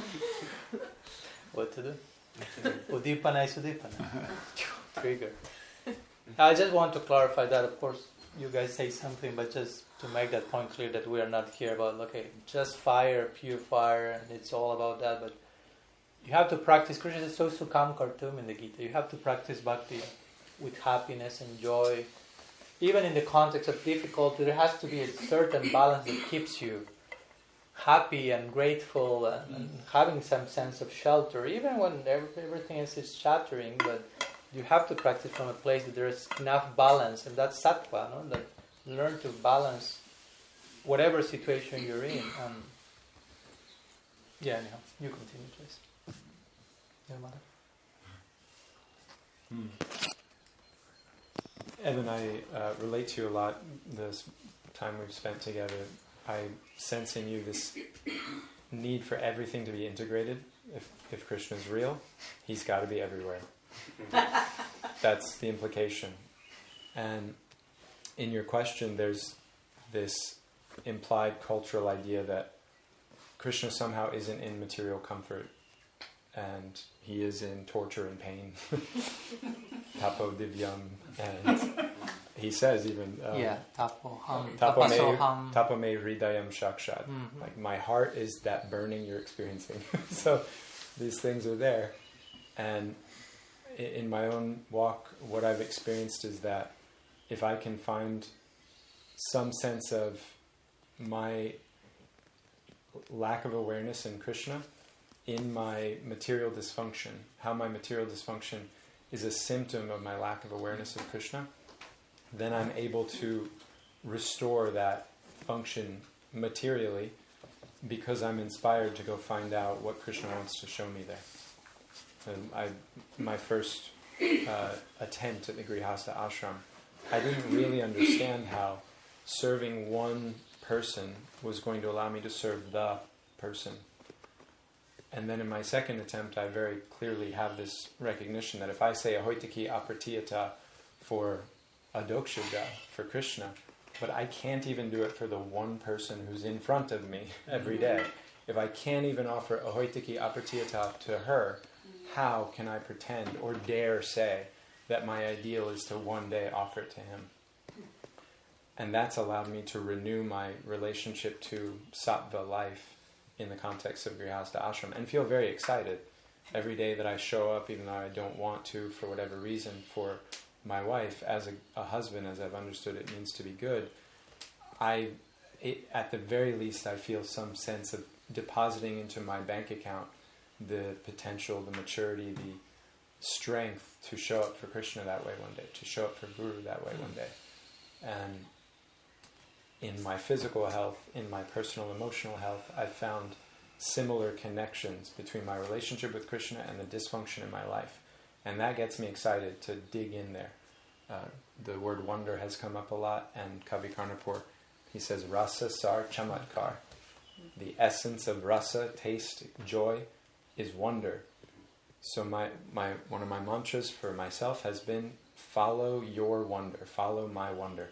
Wherever I feel some inspiration, I'm old enough in Krishna consciousness to trust Krishna's over there somewhere. I'm going to go find him.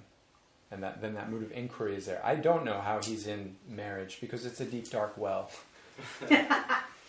But he must be in marriage also. So let me go find out. And now you can't make me shut up about talking about it.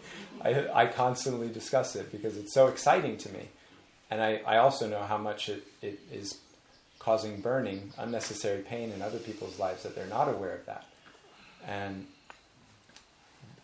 similar potency and power is waiting in the dysfunction in your life. That's my own experience, and also faith for someone like you who has that maturity already. What's ahoitaki? There's a verse in the beginning of the Bhagavatam where Sutta Goswami summarizes everything from the questions of the sages, and this verse is like the seed of the whole rest of the Bhagavatam in some sense. An ahoitaki, an apratiyata. Ahoitaki means unmotivated, and then apratiyata means uninterrupted. So a constant and selfless sense of service to adokshaja, or the supreme transcendence. That's what will bring suprasidity, supreme satisfaction to the living entity. Because the sages just ask, it's Kali Yuga, everyone's going to be miserable and upset, what do we do? And Sutta Goswami in one verse lays it out. And then the rest of his offering of the Bhagavatam is in some sense a commentary on that verse. This is 126. 126, yes. I wanted to say also I was reminded of when Raghunath Das was just Raghunath Das and not Das Goswami. So he was always trying to escape the house, creating big disturbance. So he got one chance to finally meet Mahaprabhu. So Mahaprabhu gave him big chastisement that you're trying to practice monkey vairagya. Because the monkeys also are renounced. They walk around naked and eat only a few things, but all the time thinking about sex. And of course they show. Think and do. Yeah. So he said there's monkey vairagya. Then he has this one verse in the course of his chastisement. Antere kare nishta bhaya loka vyavahar. He says inside you keep your faith, but your faith should be fixed. But outside you behave like everyone else, so that no one can detect what's going on inside. And this always seems like a very practical instruction for most of us that are involved in the world in some way, shape, or form. It's like I feel like there's a way that you can even do things that are. Now this is my own personal purport, so you can take this or leave this. What I first said was clearly shastrik. What I'm about to say is take it or leave it. But there's a sense that sometimes you even find yourself engaged in things that are not aligned with your ideals because of the force of destiny. You have a body, your corrupted karma is unfolding in a certain way, and you find yourself in spaces just by the force of destiny. What is that? Jata Shradama Katasu Nivena Sarakarma Suveda Dukatmakampa. Parityage Api Anishara. Anishara, this verse is, you've got faith. You kind of concluded that all material activities is ultimately empty. That is there. You know at least for suffering. You try to give it up completely, and you can't give it up. Sense gratification. Anishara means like you're not in control. It kind of speaks to the force of destiny. Like you ever seen Ganga River, if you go up to the Himalayan mountains, the Ganga River is so fast, they have chains. So you can get inside, otherwise the river will take you. Right? You've been? Oh, that happened to someone. Well, you almost died. Yeah. we crossed the Ganga at a rapids up in like 13,000 feet. Right near the mouth. It was like arm in arm, chained, like rushing water up to our thighs. The guides didn't want to take us, but we were like, please. Wow. Oh my God. And we did it. We're here still. Yeah. So like that, Anishra, you just like, by the force of circumstance, you find yourself. But inside your faith may be like, this is not very good, but that is very good. This is not my ideal space. I will enjoy it. Like that, I feel like that happens to us psychologically. I will enjoy this. It's by destiny's arrangement. My karma is fructifying in a particular way. I will enjoy this, but this is not my ideal. My ideal is elsewhere. Antara kare nishta bhaya loka. Yeah, I'm connecting the two verses from Bhagavatam, this statement. Because the rest of the verse says, Tato bhachatamam prita, shraddha lur drita nishtaya. You remember this verse? Yeah, I forget the one line. But one repents sincerely. Yeah, one repents. That he says, Krishna says the person should continue his bhajan with faith and determination. And even though he is sometimes engaged with the sense objects. I was like, only sometimes? What do you mean, like sometimes every day, sometimes? Sometimes during each day. Even though he repents inside. And I think Sri Vishwanath has some comment like he enjoys while criticizing. This may not be 100% my ideal. So I feel like that's also very practical, I'm a helpless jiva. I'm definitely under the force of destiny. But I will not betray my faith. Even I cannot live my faith right now. For whatever reasons, I cannot live my faith. Sometimes that happens to devotees. You cannot live your faith. But I will not betray my faith. That is very good. This is one of my, just as a sidebar, it's one of my issues with the Gaudiya Sanghas, like how they always talk smack about each other. And Govardhan, you can see it a lot. They always talk smack. If you go to any kata, anywhere you go, someone is talking about how the other one is not bona fide. It's a very common thing. So I found this one verse where Narada is speaking to Vasudeva in the 11th canto, And he says, anyone who hears, anyone who chants, anyone who remembers, or anyone who can just say, this is very good. They themselves cannot do it for whatever reasons, but they can say, this is very good. And they'll get so much benefit. So I feel like that I get stuck in that space sometimes where I'm, by destiny, I'm stuck in some space.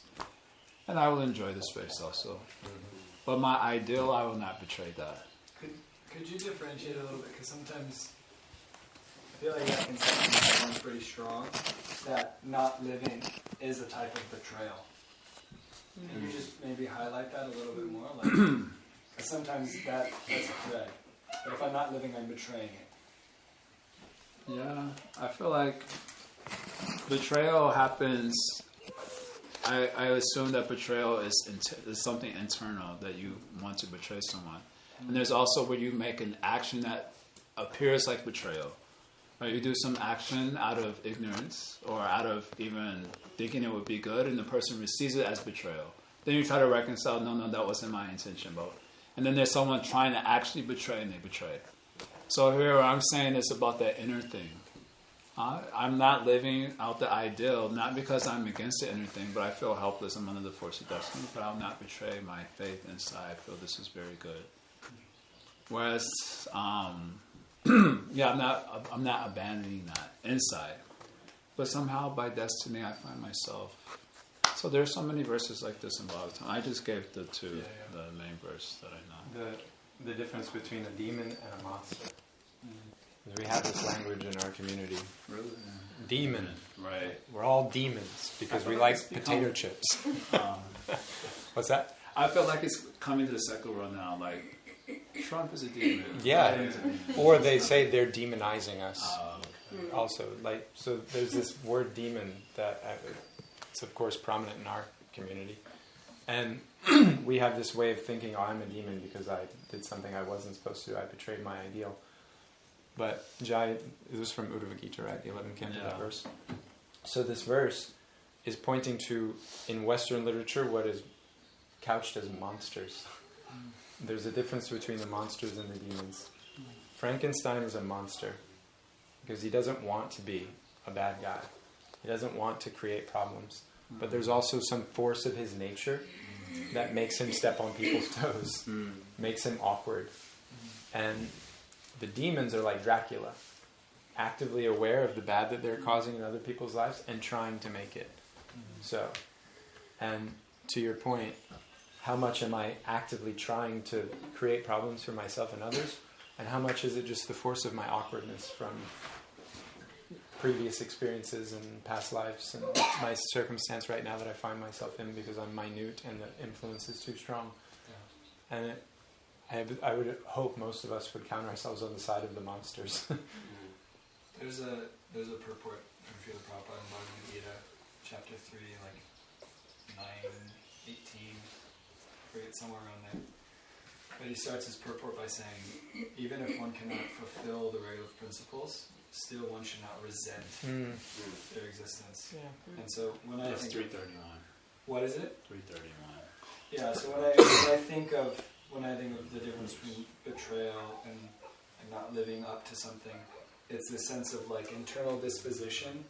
Like if I start to come across the line where I start to, resent or criticize a principle, reject it, deny it, philosophize it away, then I know that's like I'm crossing a line that I don't want to or don't need to cross. Rather like this is the ideal. I don't have to take it off the altar. I don't have to close the curtains even. I can still leave the curtains open, keep that ideal on the altar, and honor that space. Nice. Yeah. And one thing I would say in our particular tradition is that we have such a high ideal that has lots of potential neurosis because it's so high, and that I can constantly remind myself that I'm not there and I'm not there. But again, the ideal is ever evolving, so in one sense you will never be there. For me, that's a good way to heal the neurosis. It's not that I'm not there, and when I'm there, okay, I'm there now. No, I've seen devotees doing that. Like, okay, I have not been initiated for 13 years, but now I'm initiated. Right? like, no, now you initiated the process of initiation. But no, you feel like, okay, now I'm there. Before that, you were just weeping on yourself. I'm not there. And now I become proud that I'm there. Both of them were wrong. So yeah, the ideal is so high that I will say we have to, not to be lazy and not to be complacent and not to betray ourselves. That's the worst type of betrayal. But also to be, realistic and make the whole thing sustainable. Because if you want just to be in Bhava Bhakti next weekend, that won't work probably. No, so you have to, as you say, allow certain forces and certain winds and even remain aware of Krishna in those moments. There is a place to, if there comes some benefit or some material enjoyment, if you want to call it like that. But if you include Krishna in the picture somehow or other, that's the main thing actually, right? So it's not so much which wave is coming or not, but how you are keeping that presence. Smarta vyasatatam Vishnur Vishmanta. Now, all the rules and regulations in the scripture are just for this thing, like try to keep Krishna present in your life somehow or other. So that's for me a very important verse. That's where I go to, okay, this is the essence of everything. So.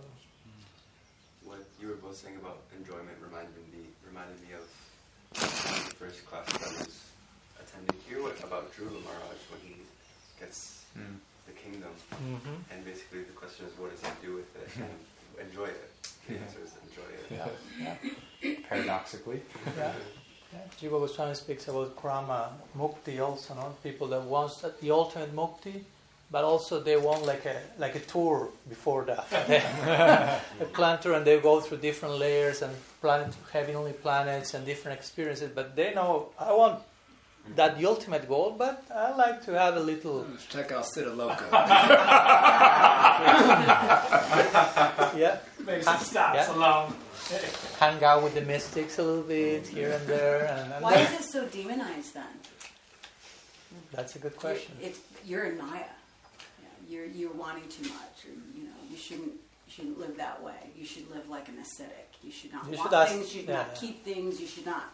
You should ask that question to those who tell you those things, because each one may have a different unresolved layer that makes them say those things with any bad intention, but maybe just for immature understanding or otherworldly orientation to Krishna-bhakti. Like this is all about leaving this place, like we were talking these days, because matter is bad. So when you have that root misreading, everything becomes like evacuation plan for the afterlife. No? And that's not bhakti. Bhakti is not an evacuation plan for the afterlife. It's meet Krishna here and now. Be present to the miracle of existence right here. If you are not doing that now, you won't be reaching there at any moment.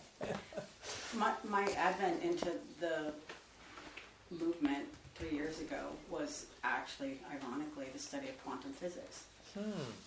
Realizing that the God particle was the base of every single bit of matter, molecule, and it hit me like a ton of bricks. Like, God is everywhere. Everything has God's energy. And God's not dead. God's not dead.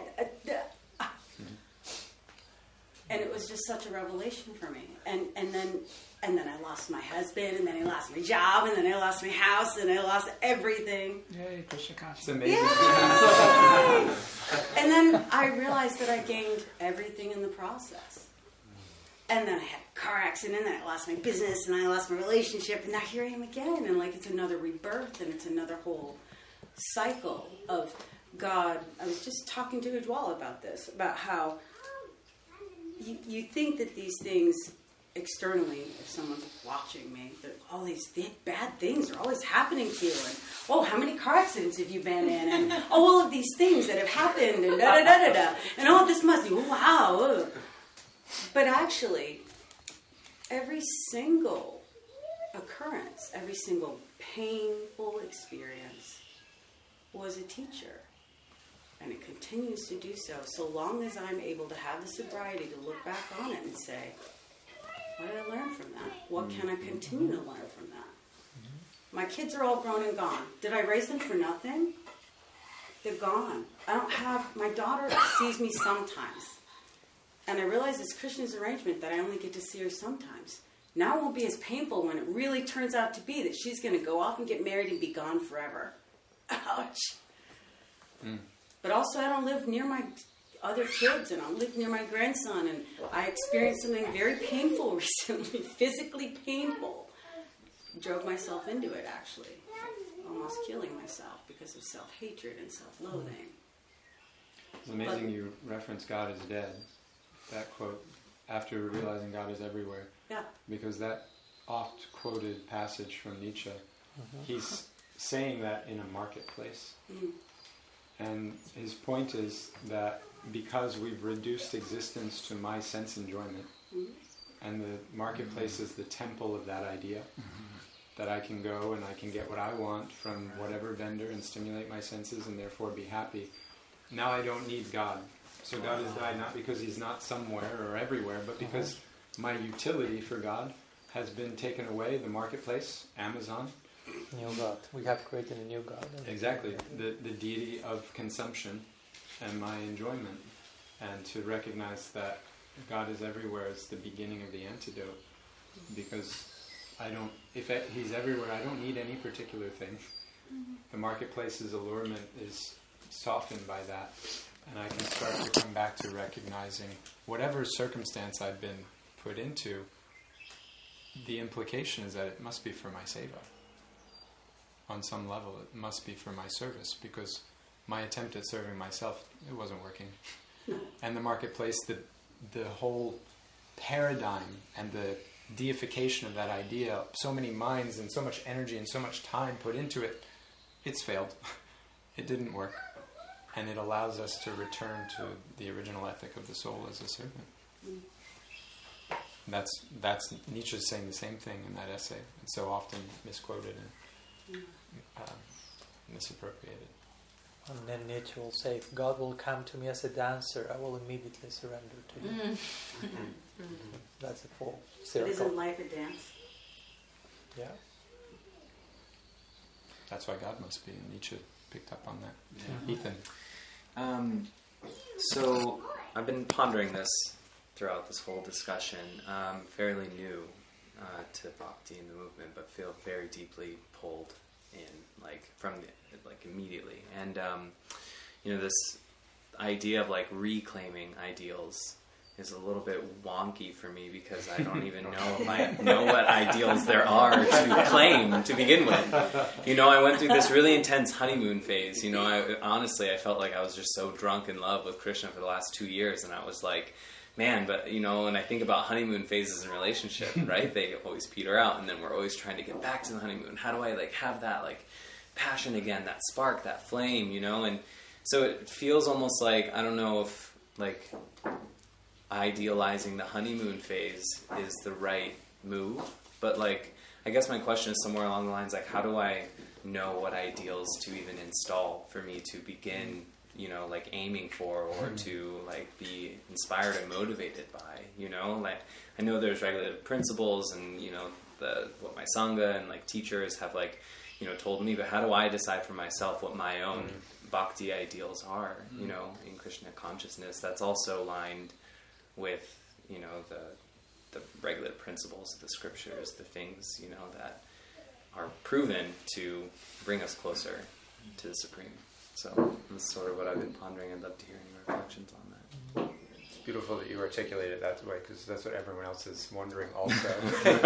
Just encumbered by their idea that they had it sometime previously. I really tell people that they should only take as many steps as the steps that they take in Krishna consciousness should be proportionate to the enlightenment they genuinely feel from the topics that they're hearing. In other words, because especially when you come into a space like this, and these start to become your people, then it's the force of cultural acceptance can cause you to embrace something that doesn't feel true for you yet, or you haven't had the questions that will allow you to embrace that as fully true. And when you're in a space like this, the tendency will be to betray yourself in that sense. And so I would tell people sometimes like this, that the steps you take in Krishna consciousness should be proportionate. The level of inquiry you have, of course, in the actual enlightenment you're getting from that, that's causing you to embrace that. And then again, then you can enter the cycle where you have to renew it or refresh, it goes. But I don't know, I don't know, that's what comes up immediately. I'll share something in the morning. Maybe you can close us out. It's coming to 8 o'clock and bellies and etc. So this seems like a very sweet place to close for the evening also. I have a saying that I keep with me. Some people don't like it, but I say better half burnt than half baked.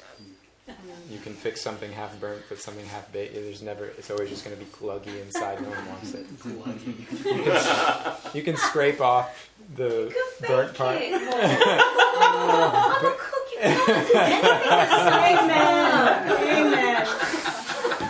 Half burnt. You're obviously not much of a baker. So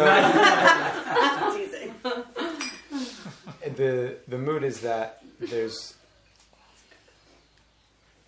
leaving it all on the field, so to speak. There's this very pensive way that postmodernism causes us all to exist.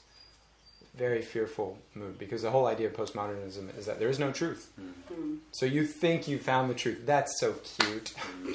Another one who thought they found the truth. I've seen that New York Times article that many of you have probably seen of somebody who came to the devotees and then decided to leave the devotees. It's circulating. If you haven't seen it, you'll see it soon. Some devotee will share it with you. And many people are like, why did the New York Times put this article out? Because nothing big seemed to happen. Like no rape, no children died, no money stolen, like the usual big stuff that would get New York Times exposure for religion, cheating somebody. This was a very pedestrian narrative of this girl just like subtly feeling emotionally abused at the end of her time in the ashram. But that's the degree that the postmodern world has taken things. That's all that need be said for everybody's sense of truth being a lie to be triggered. Just see, another one bites the dust. Another failed experiment in pursuing something noble. So my own antidote to that is to just go for it. And you're gonna mess up. You're gonna miss the mark. And you will be misled on certain levels, either subtly or actively. And if you really trust yourself, you'll recover and then some.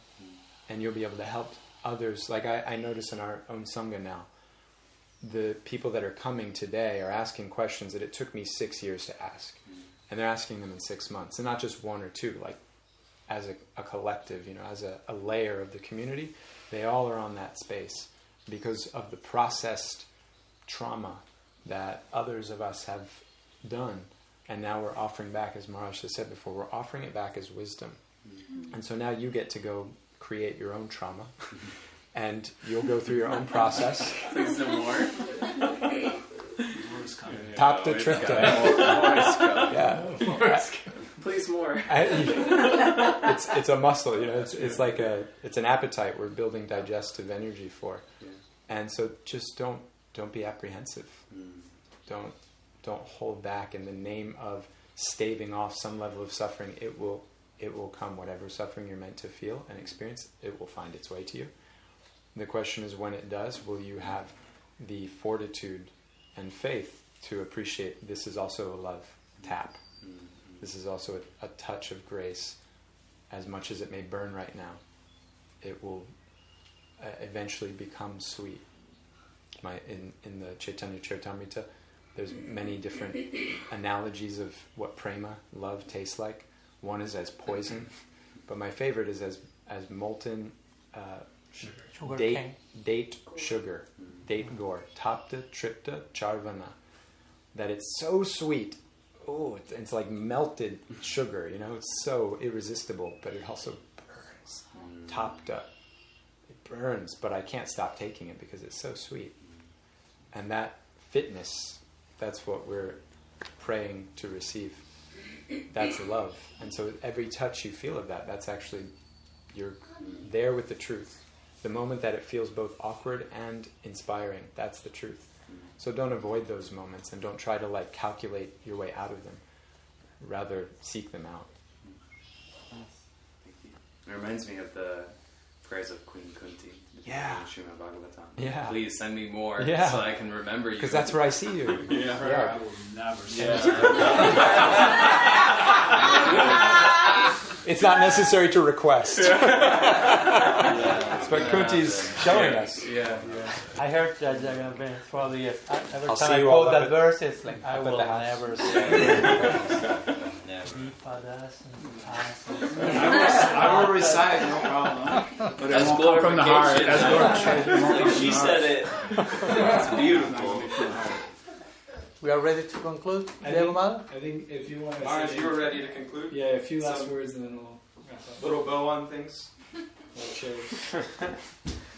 I mean, what both of you say was right to the point. I couldn't have put that better. I'm thinking, I really appreciate as simple as it is what Deva Madhava say, like, know that you will make mistakes and don't conceive spirituality as a journey of perfection, because Krishna already loves you unconditionally. No, I mean, that's for me a very foundational, important point that has so many ramifications. When you know God already loves you and accepts you, it's like, oh, okay, I don't have to enter into the perfectionist neurosis, so He likes me at some point. Because unconsciously, many of us are performing, as we were talking the other day with Ujjwal, you just practice Krishna consciousness from a performative place and a transformative place. And many of us are unconsciously performative, trying to perform, trying to deserve, trying to add points and check boxes. So we are good boys and good girls, and Krishna likes us someday. But actually, He already accepted you fully and loves you unconditionally. So that creates a whole different orientation to approach Him. From a place that you already accepted me. You are not demanding perfection from me. That's actual perfection. Perfection doesn't demand perfection, but perfection includes imperfection. If I'm really perfect, I will include and integrate your imperfection and redeem it. And instead of, unless you are perfect, you cannot approach me, the perfect one. That's not perfect. Real perfection must include imperfection. And that's what Krishna does, by loving us unconditionally, without expecting anything in return. His love is unconditional, and that's the seed inspiration for us to offer unconditional love back to Him. So that will be one point that for me is important, to not go into this performative neurosis that I have to be perfect, and if I fail, what will happen? And Krishna may be angry, and He will reject me, and I will... Blah, blah, blah, blah. It's not happening. Just in case. No, as I like to frame it, and it may sound a little bit even bold, but I like to tell the devotees, you are already saved, technically speaking. Krishna says that in the Gita over and over again. Name bhakta pranashati, neha vikrama nashasti. My devotee never perishes. Whatever advancement you make, you will never get lost. Yogakshemam bahamyaham. Whatever you have, I preserve it. Unless you become a total monster attacking bhakti and hating, which it doesn't feel you are demon. Sorry, monster is something else. We are learning. We are reframing our lingo here. So thank you. So you're already saved. You're already doing what you want to do for eternity, which is bhakti. So you're already doing what you want to do for eternity. You have nowhere else to go. You just need to go deeper into that, and there's no end to how deeper you can go. So whatever you are doing now, going deeper into bhakti is what you will be doing in Golok Vrindavan, continue to go deeper into bhakti. So how much there is a difference there? You follow? So from that place, for me, it's way more realistic and human to practice, instead of have to be perfect. I have to follow everything without fail. I mean, of course, we want to do things nicely, but also, let's be realistic. We will fail, but we have to learn from those failures. And actually, as Richard Rohr, friend, mentor of mine, he will say, generally, we grow more by doing it wrong than by doing it right. Sometimes you do it right and you're like, okay, I'm doing right. I deserve, I belong, I fit in. And you do it wrong, it's a humbling opportunity to pray and repent and learn and grow. So don't force yourself to make mistakes, but be completely sure you will make them, but be completely sure those will be portals to transformation. And if that happens, how much you can call that mistakes at the end of the day. So that, and one last thing regarding the honeymoon period you were referring to, and of course all of us have our honeymoon period. And I personally will say, just be careful of not becoming like addicted to toxic nostalgia, like looking back and I would like that to be like. I remember once in Argentina, I'm from there, and one god sister of mine at the time, like maybe 10 years ago or more, she told me, Maharaj, I would like so much to go back and experience what I experienced the first day I joined the temple. And I was like, no. No. I mean, my no was not from a place that it was horrible. It was from a place that it was beautiful. And because it's beautiful, I'm honoring that moment in the way that now it has to appear in an upgraded version. Mm-hmm. That's my way of honoring the beautiful honeymoon past. So it's like in a couple, I mean, you have your honeymoon and certain experiences that I cannot talk too much about. I'm a sannyasi, so I have no experience of that. But the point is, eventually you may have kids and house and job and it's other stage of work and commitment and responsibility. But in its own way, that's the magic and that's the grounding and that's the love to each other. In one sense, even more deeper than probably in the teenager, adolescence, honeymoon period. Not to dismiss that, but just that sets the ground for everything else. So I will say the same. In Krishna consciousness, let's not be nostalgic about, I experienced Krishna in this way and the holy name in this way, and now it's happening differently. Yeah, that's what's supposed to happen. It has to be different. No, it's not just trying to bring back the experience, over-idealizing the past, that the grass seems always greener on the other side of the fence, but remaining open to new versions of how Krishna is approaching us again. Even if they sound like unsettling or maybe they're how to say, disrupting our attachment to experience Krishna a certain way. And that can be so. I remember reading this book on the dark night of the soul by this psychologist. What's his name? Some of you wrote it. Gerald May. Yeah, thank you. He will say this great thing that I included in Radical Personalism, that he will say that many times we feel God disappeared from my life. I'm not feeling Krishna. He's not there. I'm not feeling. And he's saying, actually he's getting closer, but since you are so attached to experiencing him in a certain way, he's not coming from that box. He's closer actually, but you keep looking to him appearing in a predictable way you are attached to, and you feel he disappeared. But he's getting closer. But you are attached to a nostalgic past version of how you used to taste your relationship with God, and that's not happening anymore. Now it's getting better, but you are not perceiving that as better because you are too much attached to that particular version. So I think it's important that we keep that clear in mind, because again, Krishna is always trying to get closer. So we try to put him in a box. Every time he gets closer, we feel he's disappearing more and more. Because he's getting closer, and I want him to keep straight, clean, one single box, controllable, predictable, but that's not Krishna. Again, he's a great adventurer. So don't try to put Krishna in a box, as it were. So, and I'm not saying that to you, it's for all of us, right? Because just to remind ourselves that Krishna is a king of dancers. So he keeps moving. In the altar here, Krishna is not like this, he's like crooked and moving and dancing. So everything about him is like zigzag dynamics. That's how love moves, like a snake, the scriptures say. The other day I was reading the Vishnu Sahasranam, the 1,000 names of God. One name of Vishnu, Krishna, is Vyala, which means snake, literally. And generally the explanations come because he moves in a crooked way like a snake. And Rupa Goswami said love moves like a snake. Of course, Krishna is love, so like a snake means unpredictable, zigzag, not like straight line. So, welcome to the dance.